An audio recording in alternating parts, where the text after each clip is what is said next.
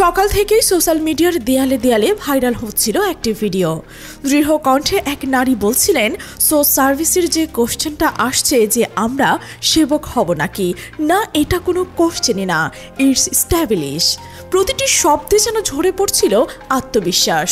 নেটিজেনরা থমকে গিয়েছিল এই অপ্রত্যাশিত বাচনভঙ্গিতে। কথার ধরন শুনতে অনেকে অনুমান করতে শুরু করেছিলেন এই রহস্যময় নারীর পরিচয়। তার পোশাক আশাকে ছিল আধুনিকতা আর রুচিশীলতার সমন্বয়। কিন্তু প্রশ্ন জাগছিল সবার মনেই, এই শক্তিশালী ব্যক্তিত্ব আসলে কে? মিনিটে মিনিটে বাড়ছিল কৌতূহল, প্রশংসার ঢেউ উঠছিল ডিজিটাল জগতের প্রতিটি কোণায়। অনুসন্ধান শুরু হলো তীব্র গতিতে। প্রাথমিক তথ্য যা উঠে এলো তা ছিল চমকপ্রদ। উনি আর কেউ নন, বহু আলোচিত আইনজীবী অ্যাডভোকেট শিশির মোহাম্মদ মনিরের স্ত্রী। জামায়াতের এই সেলিব্রিটি নেতার সহধর্মিণী হিসেবে পরিচয়টা জানা গেল প্রথমে, কিন্তু গবেষণা যতই গভীর হচ্ছিল ততই উন্মোচিত হচ্ছিল আরও বিস্ময়কর তথ্য।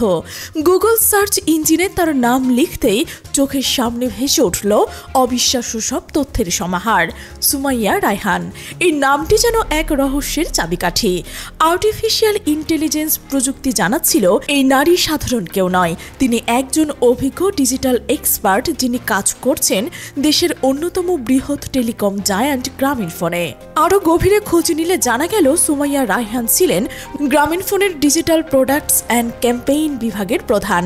একজন প্রাক্তন প্রকল্প ব্যবস্থাপক হিসেবে তিনি গুরুত্বপূর্ণ ভূমিকা রেখেছেন কৃষি সেবা সার্ভিস গড়ে তুলতে।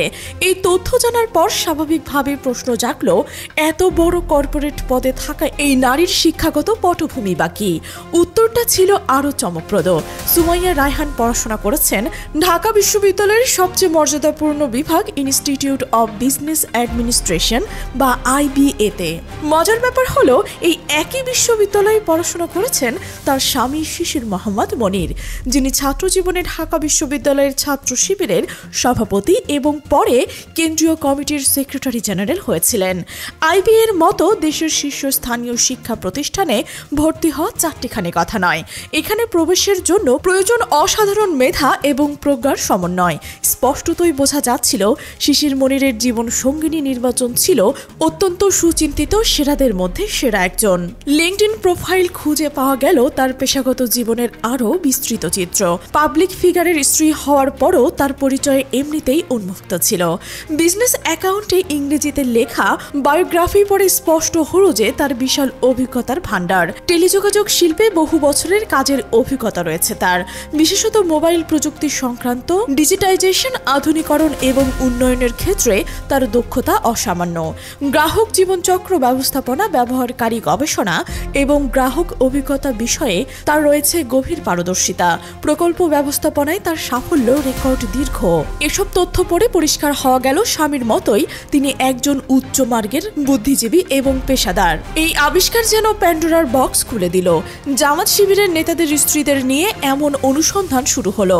উঠে এলো আরও চমকপ্রদ সব নাম। সাবেক শিবিরের কেন্দ্রীয় সভাপতি শফিকুল ইসলাম মাসুদের স্ত্রী ডাক্তার জাকিয়া ফারজানার কথাও জানা গেল। তিনি একজন চক্ষু বিশেষজ্ঞ, ফ্যাকো সার্জন। পড়াশোনা করেছেন রাজশাহী মেডিকেল কলেজে। ফ্যাকো গ্লুকোমা এবং রিফ্লেকটিভ সার্জারিতে বিশেষ প্রশিক্ষণপ্রাপ্ত এই চিকিৎসক রোগী দেখেন ইসলামী ব্যাংক হাসপাতাল মতিঝিলে। তবে তার কাজের পরিধি শুধু পেশাগত দায়িত্বেই সীমাবদ্ধ নয়। শফিকুল ইসলাম মাসুদের নির্বাচনী এলাকা পটুয়াখালী বাউফলে তিনি বিনামূল্যে চিকিৎসা সেবা দিয়ে থাকেন। হাজার হাজার নারী পুরুষ তার সেবা পাচ্ছেন। বক্তৃতায় তার দক্ষতাও কম নয়। বিশেষ করে নারী ভোটারদের মধ্যে জাকিয়া ফারহানার জনপ্রিয়তা আকাশ ছোঁয়া। অনেকে মনে করেন মাসুদ যদি সংসদ সদস্য নির্বাচিত হন তাতে তার স্ত্রীর অবদান থাকবে অপরিসীম। তবে এই সাফল্যের পেছনে রয়েছে বেদনার ইতিহাসও।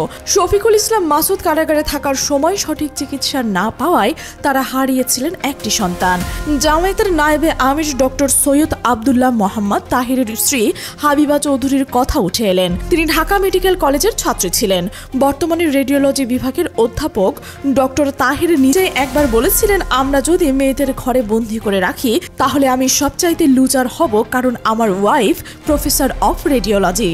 হাবিবা চৌধুরী শুধু একজন সফল চিকিৎসক নয়, তিনি ছাত্রী সংস্থার সাবেক কেন্দ্রীয় সভানেত্রীও ছিলেন।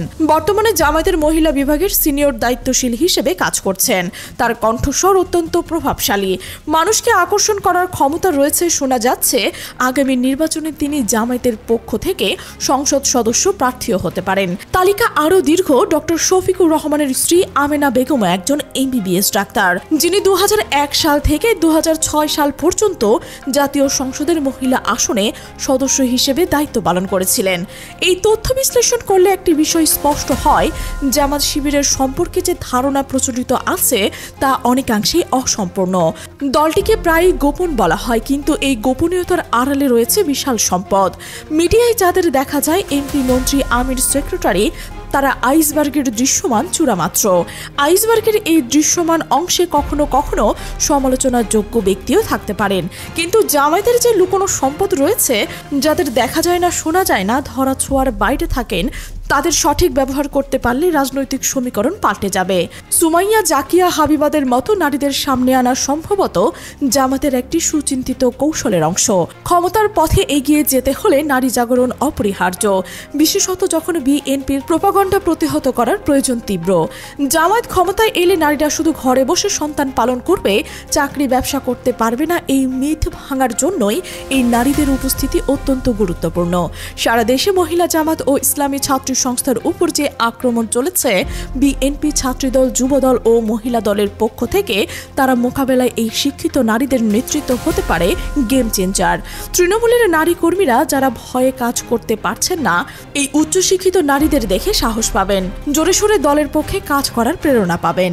নারী ভোটারদের সমর্থন আদায় এই নারীদের ভূমিকা হতে পারে নির্ণায়ক। প্রশ্ন উঠছে, শিশির মনিরের মতো নেতাদের স্ত্রীরা যদি একে একে মাঠে নামেন, তাহলে রাজনৈতিক মাঠের চিত্র কেমন হবে? বিএনপির রুমিনা ফারহানা, নীলুফার চৌধুরী, মুনিরাদের গলাবাজি দিয়ে কি এই শিক্ষিত প্রতিষ্ঠিত নারীদের মোকাবেলা করা সম্ভব হবে? এই নারীদের আবির্ভাব যেন এক নতুন অধ্যায়ের সূচনা, যেখানে রাজনীতি শুধু পুরুষদের একচ্ছত্র অধিকার নয়, বরং শিক্ষিত যোগ্য নারীরাও সমান তালে এগিয়ে আসছে। তাদের কথায় যেমন আছে যুক্তি, তেমন আছে আবেগ। পেশাগত সাফল্যের পাশাপাশি রাজনৈতিক প্রজ্ঞাও রয়েছে। প্রিয় দর্শক, আপনাদের মনে অনেক প্রশ্ন ঘুরপাক খাচ্ছে, তাই না? এই পরিবর্তন কি স্থায়ী হবে? নারীদের এই অংশগ্রহণ কি শুধুই নির্বাচনী কৌশল, নাকি সত্যিকারের পরিবর্তনের সূচনা? সময় বলে দেবে এর উত্তর। তবে একটি বিষয় স্পষ্ট, বাংলাদেশের রাজনীতিতে নতুন এক অধ্যায় রচিত হতে চলেছে, যেখানে নারীরা থাকবে কেন্দ্রবিন্দুতে। প্রিয় দর্শক, আপনি কি মনে করেন? আপনার মূল্যবান মতামত জানাতে ভুলবেন না। আর আপনি যদি আমাদের চ্যানেলে নতুন হয়ে থাকেন, অবশ্যই সাবস্ক্রাইব করে বেল আইকনটি বাজিয়ে রাখবেন। আমাদের সাথে থাকার জন্য ধন্যবাদ। দেখা হবে পরবর্তী কোনো বিশ্লেষণধর্মী প্রতিবেদনে।